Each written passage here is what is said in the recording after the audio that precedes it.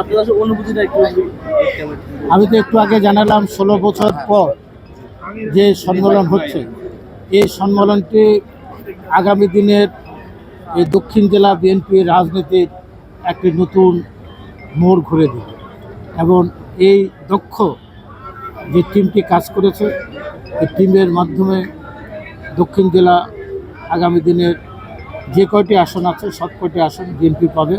কারণ তৃণমূল পর্যায়ে সম্মেলনের মাধ্যমে ওয়ার্ড কমিটি হয়েছে, ইউনিয়ন কমিটি হয়েছে, উপজেলা পৌরসভা কমিটি হয়েছে এবং সরাসরি যোগ্য নেতৃত্বরাই নির্বাচিত হয়ে আসছে। এর দাবিদার মূলত আমরা যারা টিমে ছিলাম, আমাদের বাইরেও বেশি প্রশংসার দাবিদার হচ্ছেন জাকারিয়া তার সুমন এবং ভিপিও ওয়াসিম। তারা আমাদেরকে সাথে নিয়ে ওয়ার্ড পর্যায়ে, ইউনিয়ন পর্যায়ে সম্মেলনও। ওয়ালটন এখন দেশের সীমানা পেরিয়ে পৌঁছে গিয়েছে 50টিরও বেশি দেশে। ওয়ালটন, ঘরে ঘরে বিশ্বজুড়ে। আমাকে, সেলিম সাহেবকে, মোস্তাক সাহেবকে নিয়ে হাজির হয়েছে। যে সমস্ত অভূতপূর্ব সারা দক্ষিণ জেলা, এটা আমরা অতীতে দেখে নেই।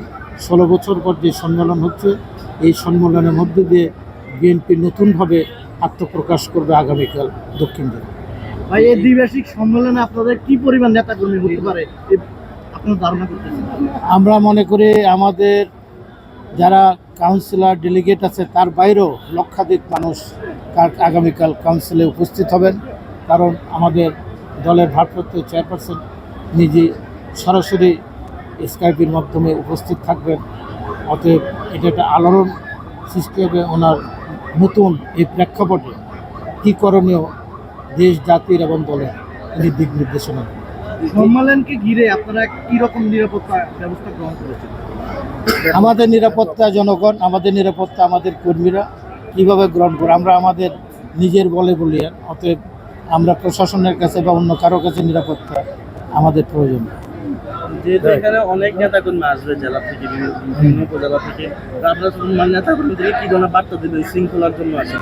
শৃঙ্খলার বার্তা তো যারা যে উপজেলা থেকে আসবেন, যে পৌরসভার থেকে আসবেন, ওদের শৃঙ্খলা কমিটি আছে, তারাই তাদের বিভিন্ন শৃঙ্খলা উপকমিটি আছে, শৃঙ্খলা উপকমিটি, আপ্যায়ন উপকমিটি, বিভিন্ন উপকমিটি আছে, তারাই সেটা নিয়ন্ত্রণ করে। সব মিলে নেতাকর্মীদের উদ্দেশ্যে সম্মেলনে যে বার্তাটা দেবেন সেটা হলো ভারপ্রাপ্ত চেয়ারপারসন, তার বক্তব্যটা এবং তার নির্দেশনা শোনার জন্যই সকল নেতাকর্মীরা উপস্থিত হবে। আমরা ওনার বার্তার জন্য অপেক্ষা করছি। ঠিক আছে।